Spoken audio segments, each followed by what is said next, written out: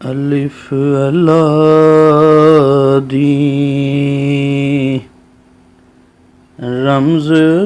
انوکھی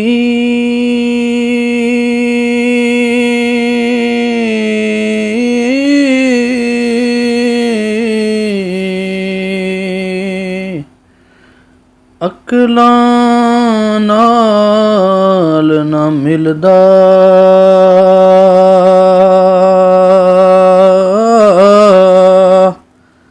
عقلاں والا مرد بیچارہ نامحرم منزل دا عقلاں والا مرد بیچارہ نامحرم منزل دا اللہ نیڑے ہوندا اے جد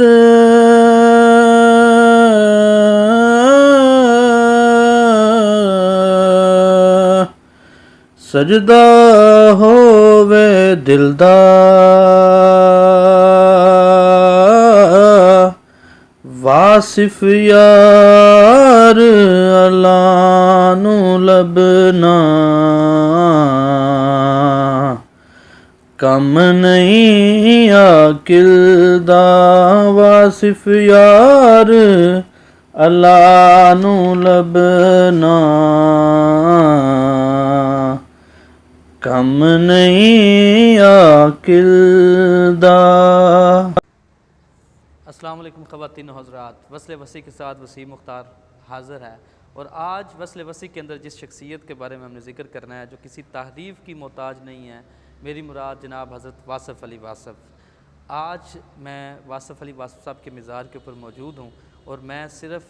آپ لوگوں کو تھوڑا سا ان کا تعارف کروانا چاہوں گا، اور اس کے بعد ان کی کتابوں کے حوالے سے کچھ دیکھیں گے اور وہ کیا شخصیت ہے۔ واصف علی واصف صاحب ایک بہت نامور صوفی تھے،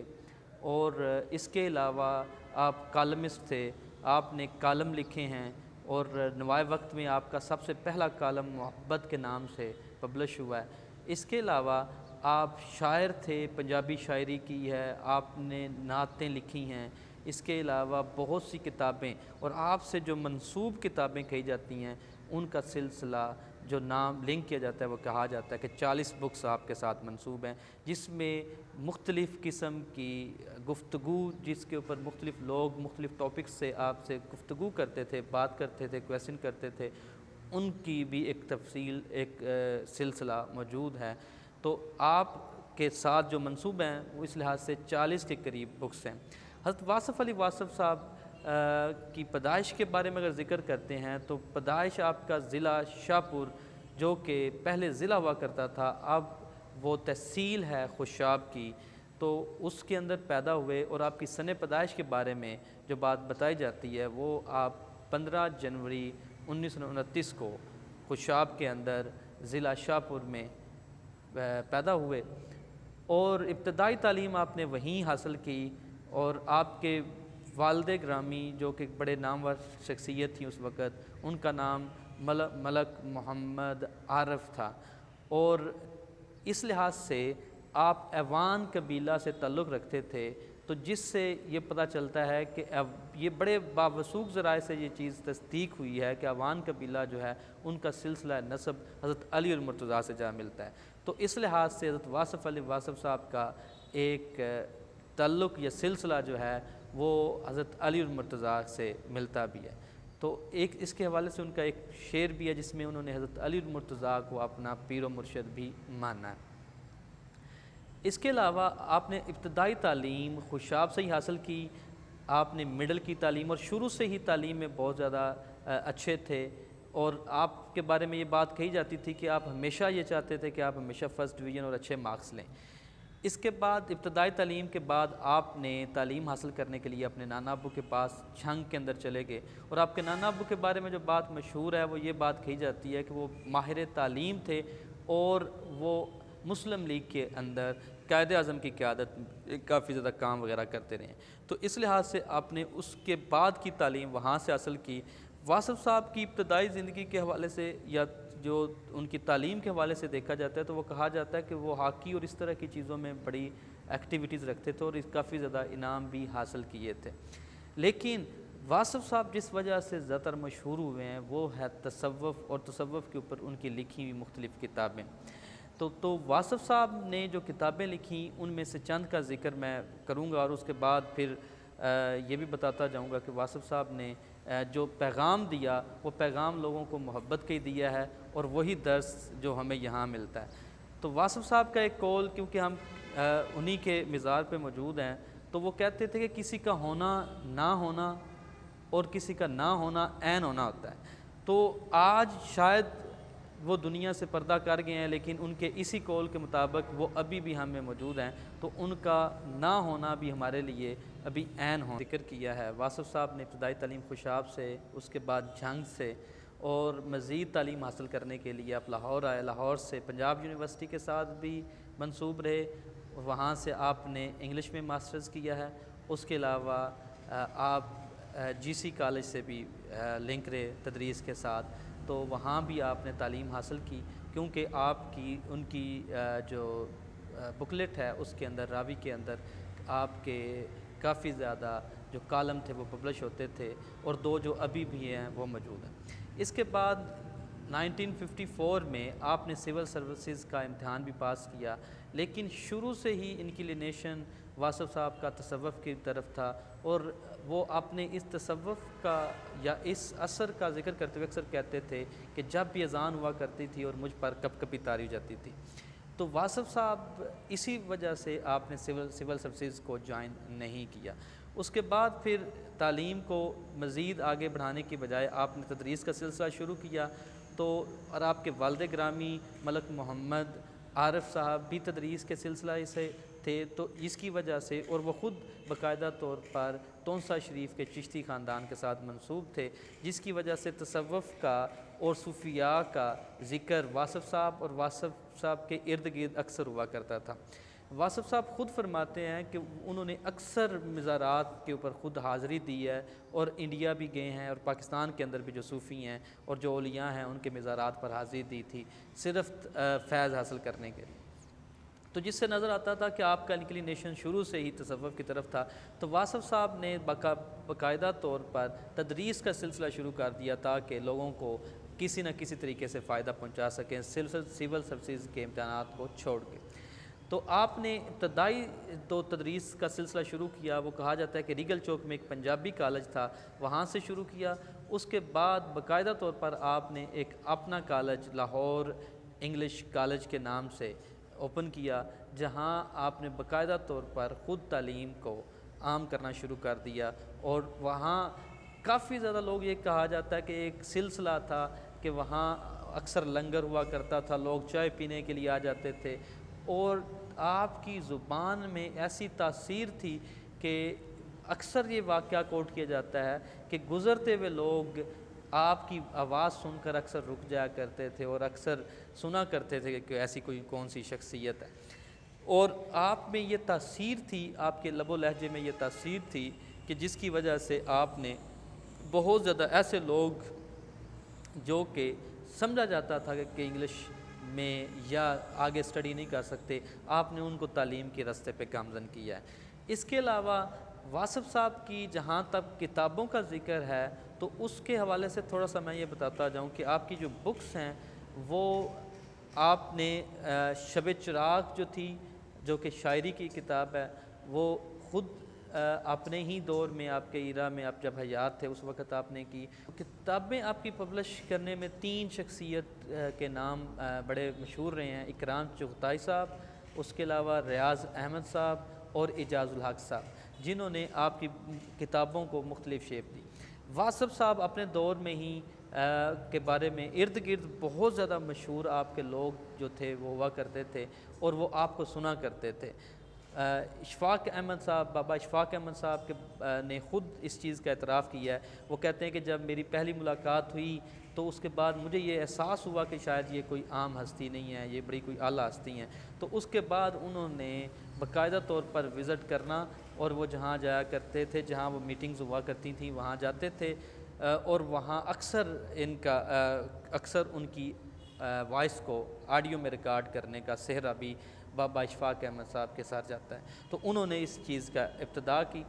اس کے بعد ابھی بھی آڈیو کی صورت میں، اور وہی جو گفتگو اور جو باتیں ہوا کرتی تھی، کویسچن آنسر جو سیشن ہوا کرتا تھا، وہ گفتگو کی صورت میں واصف صاحب کے بکس جو ہیں وہ پبلش ہیں. اور اسی نام سے آپ کا نوائے وقت میں باقاعدہ طور پر جو کالم جو آتا تھا اس کا نام بھی گفتگو ہی تھا. تو اسی طرح تدریس کے ساتھ اور لوگوں کی فلاح کے ساتھ واصف صاحب کا کافی زیادہ تعلق رہا ہے. تو خواتین و حضرات، کچھ لوگ صدیوں پر محیط ہوتے ہیں، اور واصف علی واصف صاحب انہی میں سے ایک تھے. اور کتابوں کے حوالے سے دیکھا جائے تو واصف علی واصف صاحب نے بہت سی کتابیں لکھیں،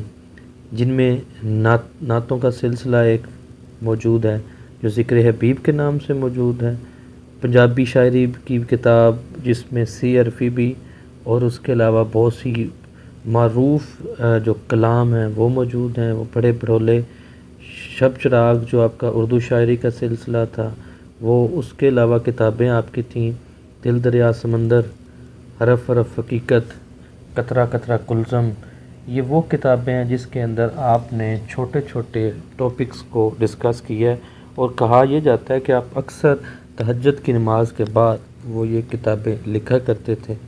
اس کے علاوہ چھوٹے اقوال کے اوپر آپ کی جو کتابیں موجود ہیں اس میں کرن کرن سورج، بات سے بات، دریچے یہ ہیں. باقی آپ کے اکثر گفتگو کے سلسلے ہیں جو کہ کویسچن آنسر کا ایک سیشن ہوا کرتا تھا. لوگ آپ کے پاس آتے اور آپ سے کویسچن کرتے اور آپ ان کے جواب دیا کرتے تھے. آپ اکثر کہا کرتے تھے مجھ سے وہ کویسچن کریں جو آپ کے اپنے کویسچن ہیں،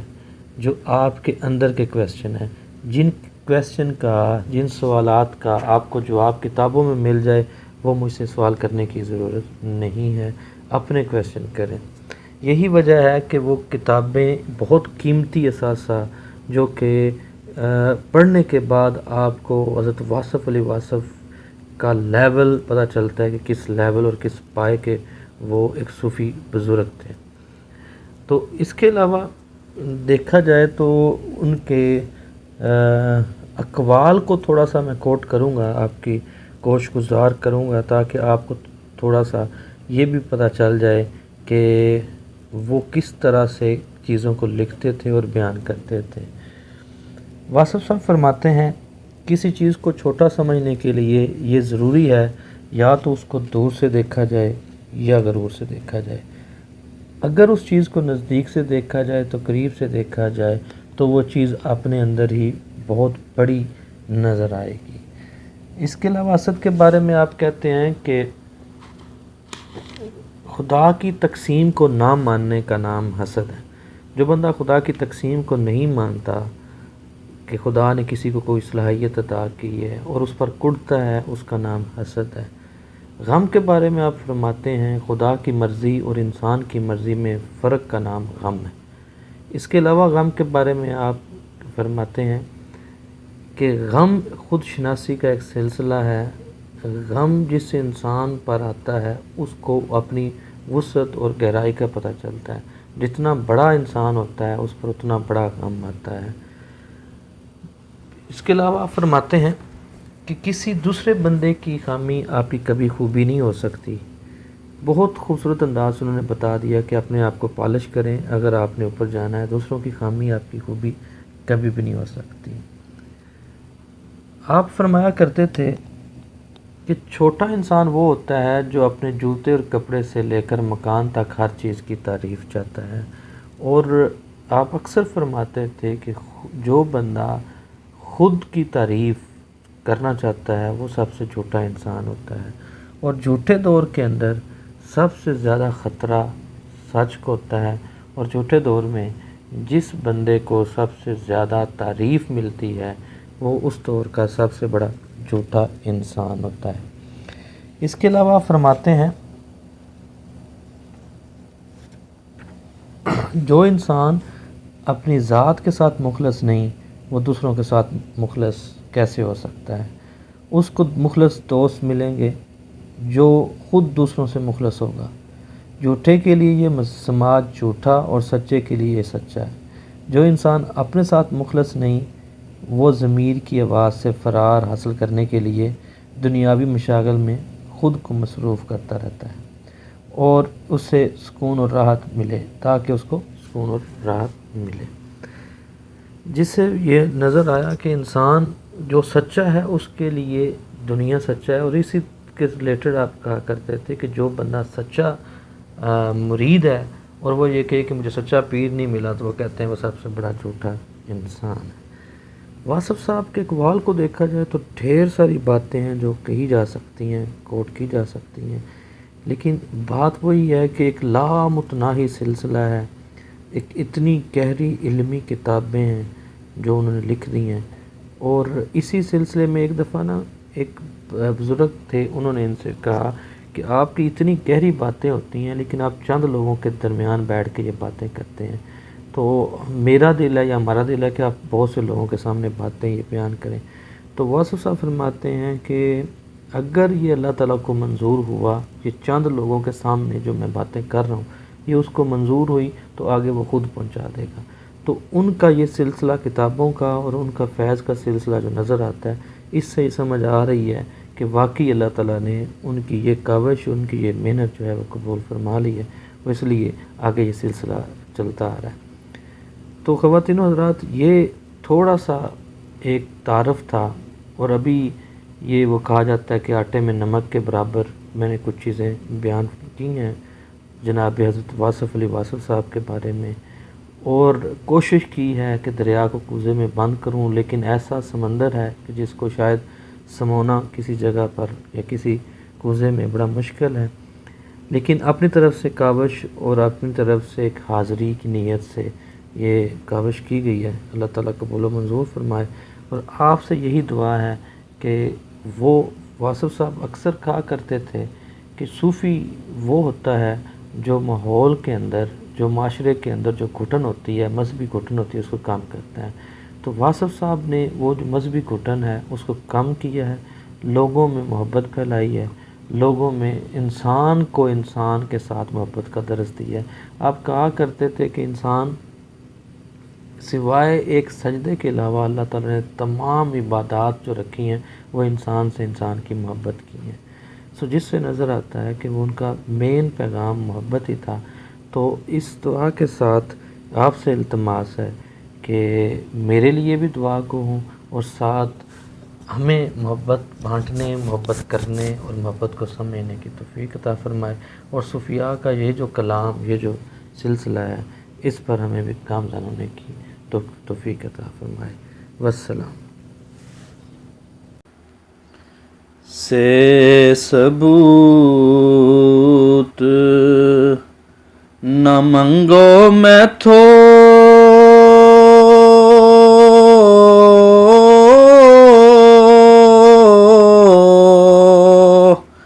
نظر کرم قد ہوئی،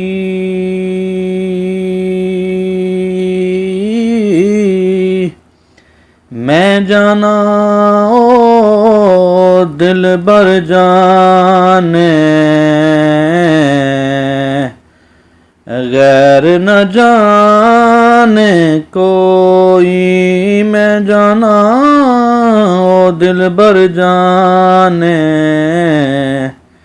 غیر نہ جانے کوئی، میں مسکین پرانا خادم،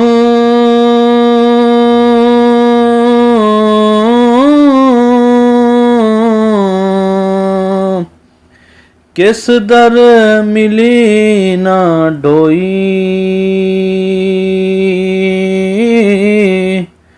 वासिफ यार ने नजर जो कीते, वासिफ वासिफ होई, वासिफ यार ने नजर जो कीते, वासिफ वासिफ होई।